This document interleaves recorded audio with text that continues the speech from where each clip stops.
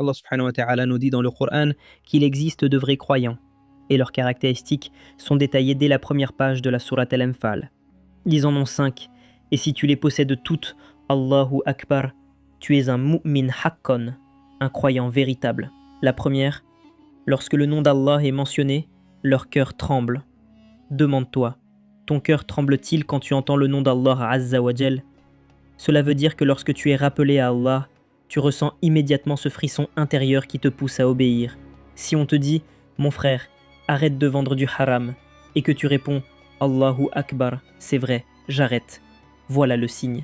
Quand on te met en garde contre Allah, tu t'arrêtes aussitôt, tu respectes ses règles, et tu te dis, comment pourrais-je désobéir à Allah? À l'inverse, Allah nous parle de ceux qui, lorsqu'on leur dit, laisse le riba, mets le hijab, prie régulièrement, répondent, laisse-moi tranquille, qui es-tu pour me dire ça? Nous sommes humains, nous faisons tous des erreurs. Mais le croyant, quand on lui dit, ittaqillah, crains Allah, il répond, Wallahi, jazakallahu khayran, qu'Allah me pardonne et te pardonne. Merci de m'avoir rappelé. La deuxième, quand les versets d'Allah sont récités, leur foi augmente. Et pour que cette parole s'applique à toi et à moi, il faut comprendre la langue du Coran, même 1 heure par semaine pour apprendre l'arabe, la langue du livre d'Allah, afin que lorsque les versets sont récités, tu comprennes et que ta foi grandisse. Comment ta foi pourrait-elle augmenter si tu ne comprends pas ce qui est dit? La troisième, ils placent leur confiance totale, tawakkul, en Allah Azza wa Jal. Le tawakkul se révèle surtout dans l'épreuve. Tu sors de la mosquée et tu reçois un message, tu es licencié, ou ta maison a brûlé, ou ton fils a eu un accident. Que dis-tu à ce moment-là? Hasbunallahu wa ni'mal wakil, j'ai confiance en Allah. Si tu perds ton travail, le nom Ar-Razak, le pourvoyeur, doit apparaître dans ton esprit.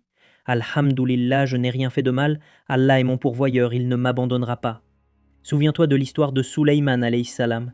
Il vit une fourmi porter un petit morceau de nourriture, le donner à une grenouille, qui plongea puis revint.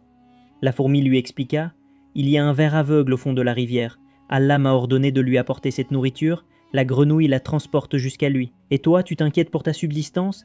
Allah a garanti la provision de toute créature. Ali radiallahu anhu voulait prier, il confia son bouclier à un jeune garçon en lui disant « Garde-le jusqu'à mon retour ». À son retour, le garçon avait disparu. Au marché, il retrouva son bouclier vendu pour 2 dinars. Ali dit « Subhanallah ». En sortant de la mosquée, j'avais 2 dinars pour lui donner en récompense, mais il a choisi de les obtenir par le haram. Le prophète sallallahu alayhi wa sallam a dit « Si vous aviez un vrai tawakkul en Allah, il vous nourrirait comme l'oiseau. Il sort le matin le ventre vide et revient le soir rassasié. » La 4e, ils accomplissent la salat. L'accomplir, c'est faire ses ablutions parfaitement, à l'heure, en groupe si possible, en cherchant la khushu', la concentration, et en évitant les distractions. Salat vient de sila, qui signifie lien, c'est ta connexion avec Allah. La 5e, ils dépensent de ce qu'Allah leur a donné.